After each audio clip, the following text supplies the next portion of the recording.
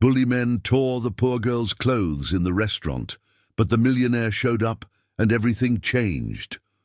On a random night in New York, as laughter and glasses mingled with the soft sound of the piano, an act of cruelty was about to expose the worst and the best of the human soul. Amidst marble tables and golden lights, a simple young woman who only wanted a chance would be humiliated in front of everyone, and unknowingly would attract the gaze of a powerful man who would forever change the course of that night. A story where contempt turns to regret, shame to redemption, and fate, with its silent justice, shows that no one humiliates those born to win. The sound of the fabric ripping echoed like thunder in the restaurant. Laughter, cell phone flashes, and curious glances turned to the girl as she tried to cover her body with trembling hands. The waiters pretended not to see. People laughed as if witnessing a cruel spectacle. She, dressed in simple, worn clothing, had come in only to hand in a resume, and now she was there, surrounded, humiliated, her dignity forcibly ripped away by three young men in suits, sons of the city's owners. None of them imagined that this moment would become the turning point in their lives, because amidst the laughter and embarrassment, a silent shadow watched everything from the corner table, a man with a steady gaze, who in minutes would make their world crumble. The waiter who tried to defend her was pushed and fell to the floor. A glass of red wine overturned, spilling across the table until it landed at the feet of the man everyone pretended not to see. The billionaire responsible for buying that restaurant a few days earlier. He stood slowly, wiped the wine from his pants, and walked to the center of the room. The laughter stopped, as if the air had frozen. When he removed his sunglasses, the most arrogant of the young men swallowed hard. "You just ripped the heiress of the project I financed to save half the city's jobs," he said coldly. No one understood immediately, but the girl knew, and in that instant, as her gaze met his, everything changed. Because fate had just reversed roles, and the silence of the room would be the prelude to the justice to come. There are stories that remind us that destiny always watches and returns everything in equal measure. If you believe in the power of karma and the force of silent justice, leave your like now and subscribe to the channel so you don't miss the next episode. The dining room of the Glass Garden restaurant glowed under the reflection of the golden lights hanging from the crystal ceiling. Cutlery clinked, glasses clinked with a rhythmic sound, and each table exuded an air of exclusivity and status. Inside, the scent of luxury mingled with the guests' expensive perfume, as if the entire place breathed power. Amidst laughter and toasts, a girl standing at the door completely out of place. Her dress was simple, beige, with a poorly sewn hem and a discreet patch on the shoulder. Her worn shoes told the story of someone who had walked too much, and yet she held her resume in her hands with hope. Her name was Emily. She was 24, with the look of someone who had learned to smile even when the world turned its back on her. The waiters hurried past, some pretending not to notice her presence, perhaps afraid that the contrast between poverty and wealth would mar the harmony of the atmosphere. Emily took a deep breath and stepped forward, trying to hide her nervousness.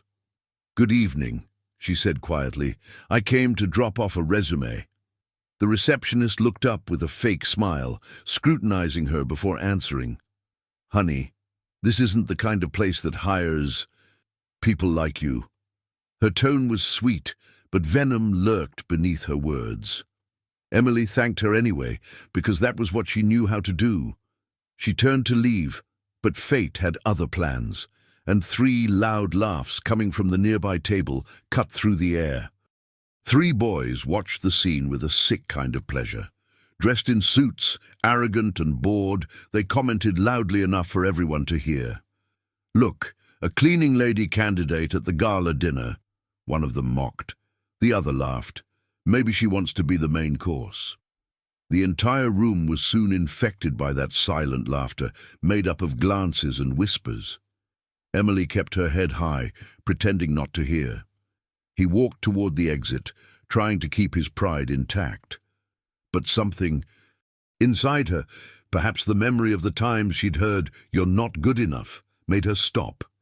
He turned, looked around, and took a deep breath.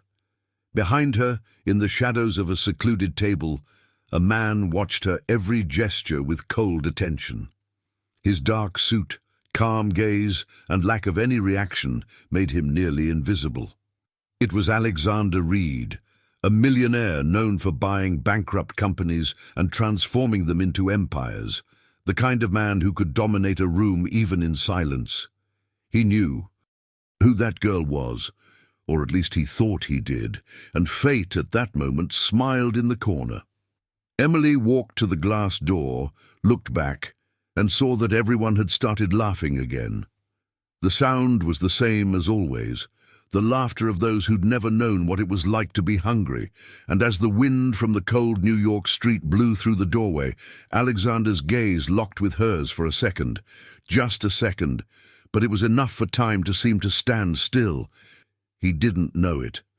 But that look would be the beginning of everything. From that moment on, nothing would ever be the same again.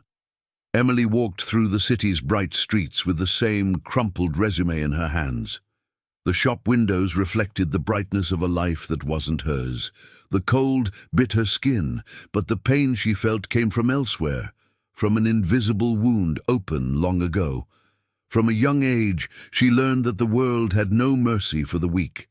She grew up in a forgotten New York neighborhood where the walls of the houses seemed to crumble along with people's dreams.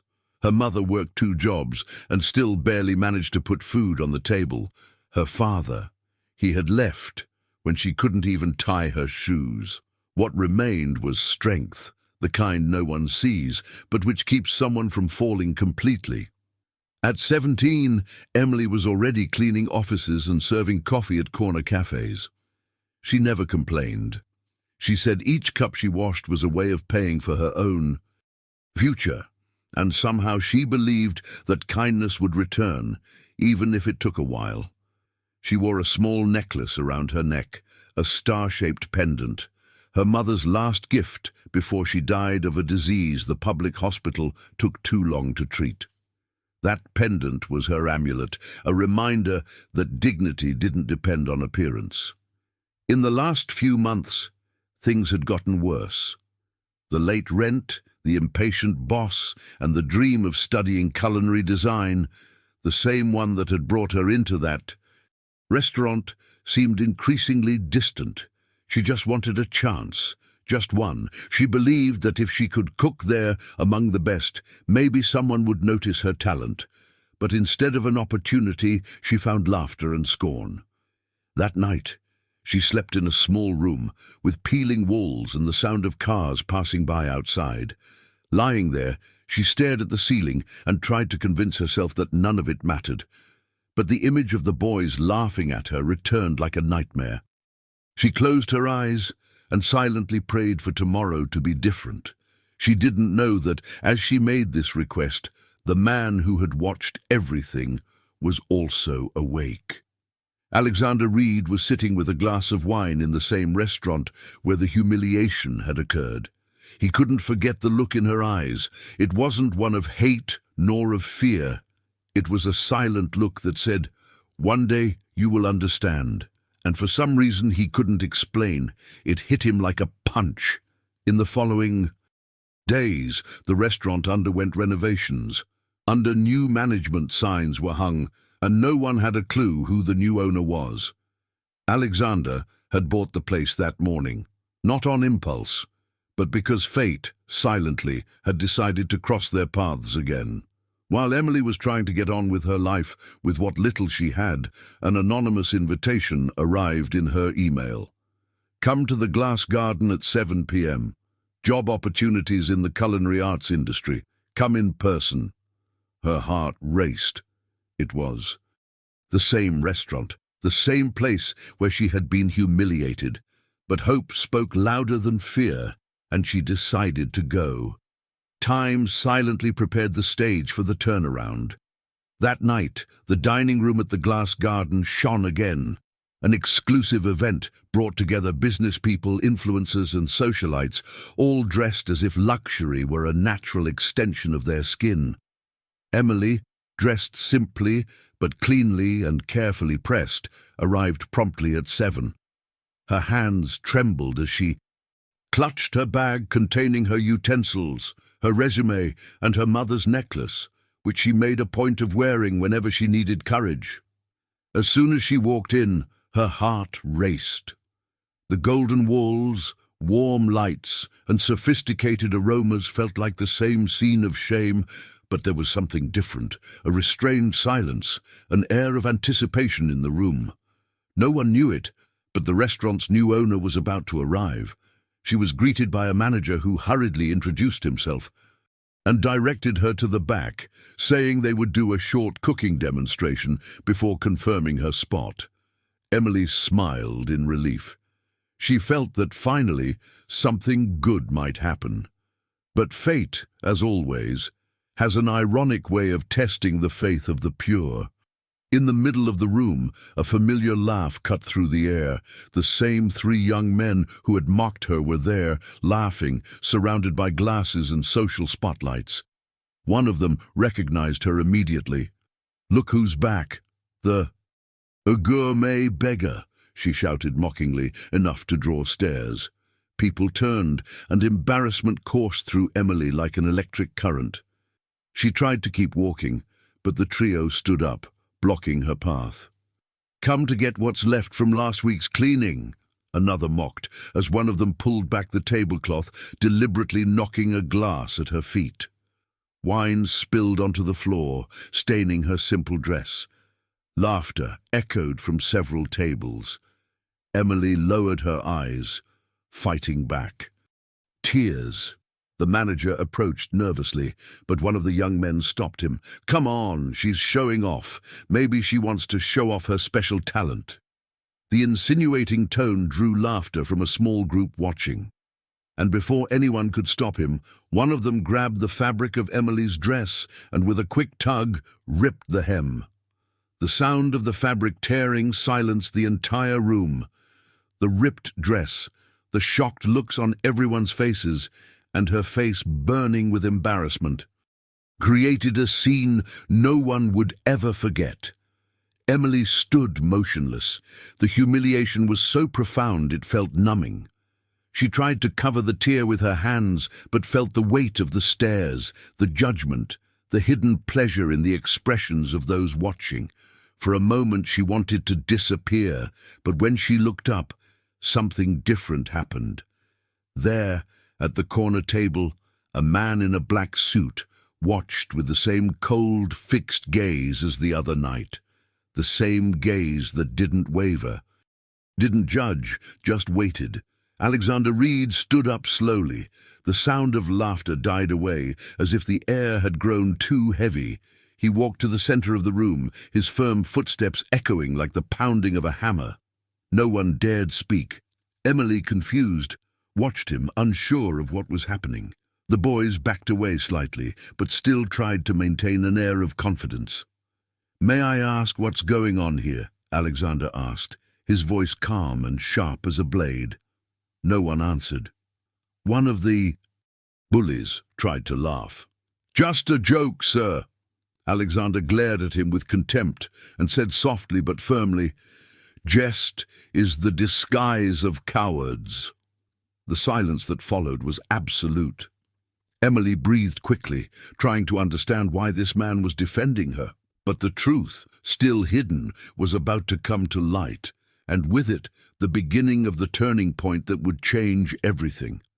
The air seemed too heavy to breathe. The silence inside the restaurant was almost sacred, broken only by the distant sound of a glass being placed on the counter. Alexander remained motionless for a few seconds, staring at the young men who were still trying to hide their nervousness with fake smiles. He took a step forward, and that movement was enough for everyone to realize. This man was no ordinary person. The manager, who had previously been trying to hide, immediately straightened, as if the air around him had changed density. "Do these young men work for you?" he asked, his voice firm. "Doth the Manager hesitated. Not exactly, Mr. Reed." The name made the three young men look at each other, the color draining from their faces. One of them stammered, "Reed? Alexander Reed?" He finally took off his sunglasses and placed them on the table. "The same," he replied calmly. "And do you happen to know who she is?" Emily felt her heart race, confused. She didn't know what he meant to say. Alexander looked directly at her, and in that instant, the world seemed to stop. This young woman was responsible for the soup kitchen project that saved over 200 families in the north of the city, a project I actually decided to fund after seeing her work at a community fair. You may not know, but the soup that feeds half the city's shelters comes from a recipe she created. The silence was absolute. The audience looked from one to another, unresponsive. Emily was paralyzed, tears already welling in her eyes. She didn't understand how he knew. She had volunteered for months in that makeshift kitchen, helping the homeless, never imagining that anyone important had noticed. Alexander took another step and said calmly, "I bought this restaurant a week ago, and it wasn't by accident. I was here that night. I saw what you did." A murmur ran through the room. Cell phone cameras were lowered. The mocking air gave way to discomfort and embarrassment. The three young men who had previously been laughing now tried to justify themselves. "We didn't know who she was. It was just a joke, sir." Alexander raised his hand, interrupting them. "And that's why you'll never be real men, because you only respect those with a name. And that's exactly why this world needs to be shaken up every now and then." Emily, unsure of what to do, simply lowered her eyes, but Alexander stepped closer and draped his jacket over her shoulders, covering the tear in her dress. The gesture was simple, but it transformed the entire scene.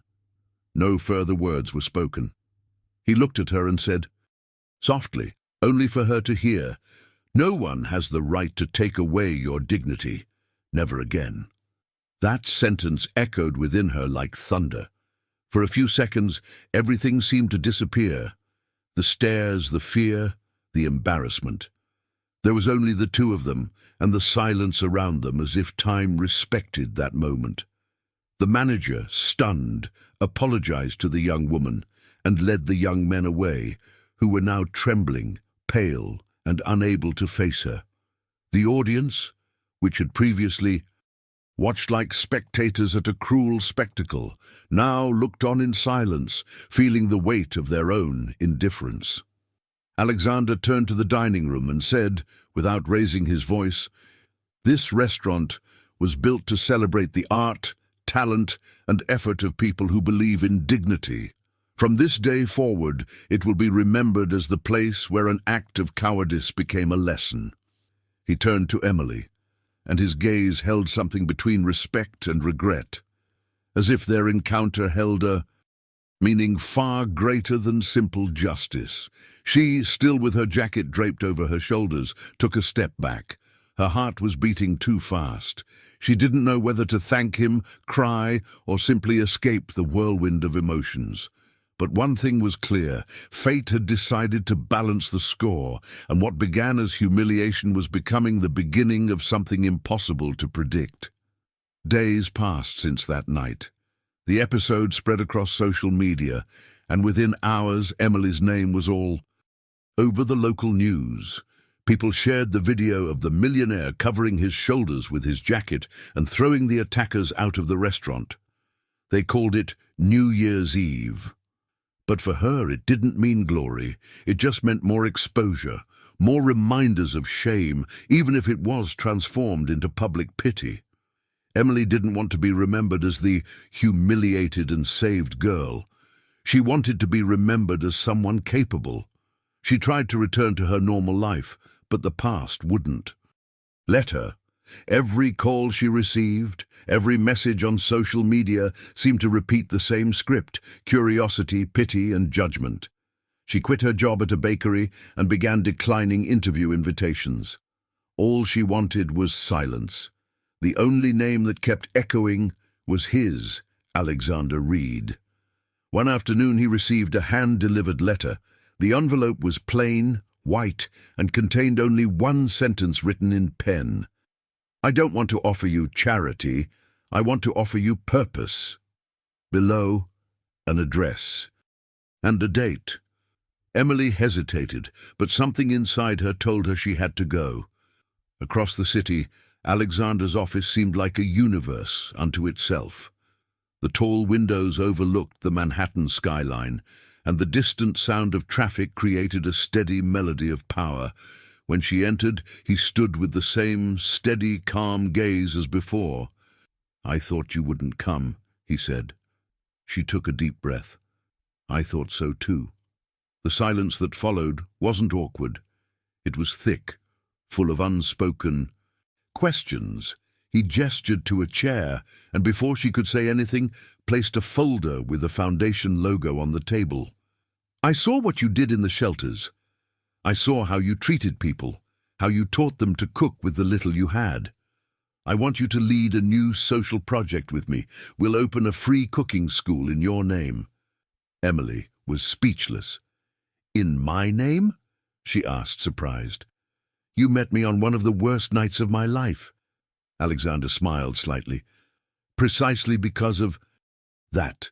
Because I saw someone who maintained their dignity when everyone around them lost their humanity." She looked at him with a mixture of suspicion and gratitude. "Why do you do this for me? I don't believe it's just about kindness." He took a deep breath, looking away for the first time. "Because many years ago, someone gave me a chance when I had nothing myself, and I've never been able to give it back. Until now." The confession left him vulnerable for a brief moment. Emily sensed that behind the successful man lay an old pain, hidden beneath layers of control. "You already knew me, didn't you?" she asked, trying to read his face. Alexander stared at her and replied with a sigh, "I knew your mother." Her heart stopped for a moment. "My mother?" He nodded. "She worked at a hospital where I used to donate. Once, when I still had nothing, she gave me food when I was sick and alone. I never forgot her face. When I saw you in that restaurant, it was like seeing her again." Emily felt her eyes well up, her chest tighten. Suddenly everything made sense. His gaze, his gesture, the silence. "So that's why you didn't help me out of pity?" "No," he replied quietly. "I helped you because I saw in her what I saw in you. Dignity, even in poverty." The two remained silent for long seconds. A beautiful silence, full of meaning. Outside, the city continued to roar, but inside that room time seemed suspended. Emily, still emotional, smiled sweetly. "Perhaps fate knows what it's doing." Alexander smiled back, and in that instant they both understood that nothing in their lives had been a coincidence. The following weeks were like a shattered mirror, reflecting the price of pride. The three boys who had humiliated Emily became targets of their own shame. The video of the night spread across the internet, and society, which had previously applauded their jokes, now condemned them mercilessly. The family businesses began to be boycotted. Invitations to events were cancelled, and close friends disappeared overnight. The most arrogant, the son of a prominent investor, was expelled from college after a group of students started a petition demanding punishment for the attackers. One by one, they began to taste the bitterness of their own poison. The looks of admiration they once received turned to revulsion and contempt. People avoided them in the hallways. Newspapers spun their stories as examples of soulless luxury. Society, merciless and theatrical, now demanded redemption, but none of them knew what that meant. Emily, on the other hand, tried to live in peace. The culinary school, opened under her name, was growing strongly. Young people without opportunities learned to cook, to dream, and to believe again.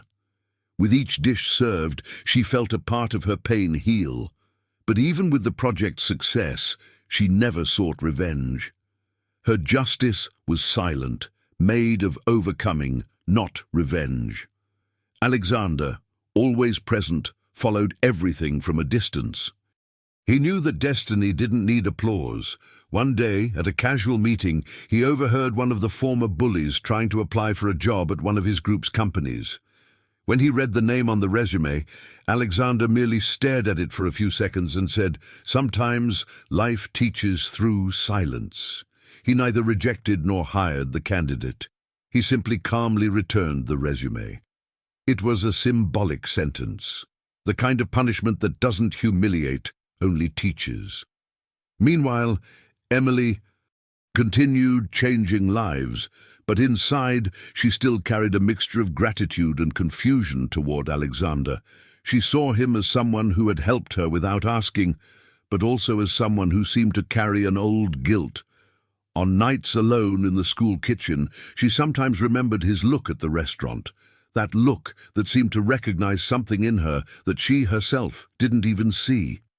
Across town, Alexander faced his own ghosts. The news of the boy's downfall made him uneasy. He knew that somehow it all connected him back to his own story, that of the poor boy once saved by the kindness of a simple woman. And now that woman's daughter had shown him what dignity truly meant. Calmer, silent, and precise, had completed its first cycle. The arrogant were falling, the humiliated were rising, but there was no hatred, only learning. Emily didn't need to raise her voice to win. She just had to stay standing. And Alexander realized that, amid the ruin of those who mocked her, something in him was also changing. For the first time in years, he felt something money had never given him: peace. The following days brought a different calm. Emily was no longer the girl with the look of fear and shame. Now, her presence exuded serenity. She walked among the culinary school students like someone who had learned to transform pain into purpose. The sincere laughter of the young people, the smell of baking bread, the steam rising from the pans, everything seemed to wash away the bad memories. But deep down, there was still a subtle wound, not from what she had suffered, but from the knowledge that her heart still carried something about Alexander that she couldn't name. He, in turn, began visiting her more often. Sometimes he'd simply watch from afar, silent as she taught him recipes. Other times he'd bring her boxes of new ingredients, always claiming it was for the project, though they both knew it was just an excuse to see her. There was a tenderness hidden in every glance they exchanged, a silent dialogue between two souls who had already recognized each other before they understood each other. One afternoon, Emily invited him to try some soup the students had made. He sat at a simple wooden table, unlike the marble ones he was used to. She placed the plate in front of him and said with a smile, "This is my mother's recipe. They say it heals the heart." Alexander took the spoon and remained silent for a few seconds before tasting. The taste took him back to a time he'd tried to forget, to the hospital, to the smell of medicine, to the kindness of a poor woman who helped him when he was nobody. His eyes welled up. Emily noticed and asked softly, "You miss her, don't you?" He nodded. "I do. And somehow you remind me of what I lost. Your mother taught me that wealth lies not in what you have, but in what you give. I forgot that for so many years." Emily was silent, but something inside her melted, an invisible barrier that had kept her at bay. Alexander looked at her and said, "I've apologized to your mother every day since she died, for never being able to thank her properly. But now I realize that forgiveness isn't spoken, it's lived." He reached out and gently took her hand. "You gave me back what I had lost, faith." She smiled, her eyes brimming with tears. "And you showed me that not all power is arrogance." The silence that followed was profound. And in that instant, the weight of the past seemed to dissolve into thin air. Neither of them needed to say anything else. Forgiveness had happened, not in words, but in actions. As they talked, the sun streamed through the windows, tinging everything golden. It was as if time itself wanted to bless their reunion. The pain, the pride, the fear, everything melted away, replaced by something simple and powerful: understanding. Alexander stood and walked to the window. "You know, Emily, I spent my life buying companies, properties, people, thinking it gave me control. But when I saw you being humbled and holding your head high, I realized how small I was." He turned and added with a tired smile, "You taught me what greatness is." She took a deep breath and simply replied, "And you taught me that justice doesn't need anger to exist." The two stared at each other for a few seconds, and everything was said without a single word. It was the kind of silence that heals, the silence of forgiveness, the sound of the soul breathing again. Winter arrived silently, blanketing New York with a cold, serene light.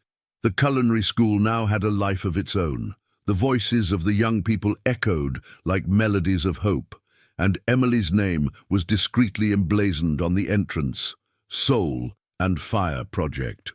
The Glass Garden restaurant, for its part, had also changed. It was no longer a symbol of status, but of a new beginning. One of the dining rooms had been transformed into a free dining space, where homeless people could eat in silence, without being looked down upon. It was the kind of change that didn't make headlines, but touched hearts. On a grey afternoon, Emily decided to visit the restaurant for the first time since the incident. She entered alone, with slow steps and a calm look in her eyes. The waiters recognized her, but she simply smiled. He sat at the same table where it had all begun, the place where she had been humiliated, the same place where fate had taken its first turn. The waiter brought tea and left.